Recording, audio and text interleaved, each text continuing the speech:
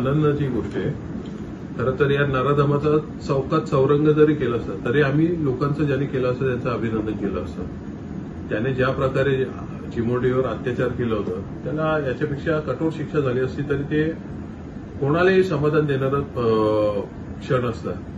मी विशेषतः ठाणे पोलिसांचं अभिनंदन करेन की त्याला जशास तसं उत्तर देऊन त्याने केलेल्या पापाची शिक्षा दिली. आणि विरोधकांनाही विनंती करेन की प्रत्येक गोष्टीवर राजकारण करू नका. तुम्ही सगळ्याच गोष्टींवर राजकारण करायचं नसतं.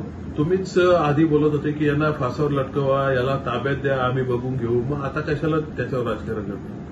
तर माझी सगळ्यांना विनंती आहे की याच्यावर राजकारण न करता एक कुठेतरी न्यायदानाची एक वेगळी पद्धत या अशा नराधमांसाठी जी चालू झाली ती यापुढेही चालू राहावी यासाठी प्रयत्न करा जेणेकरून अशा गोष्टींना अटकाव बसेल.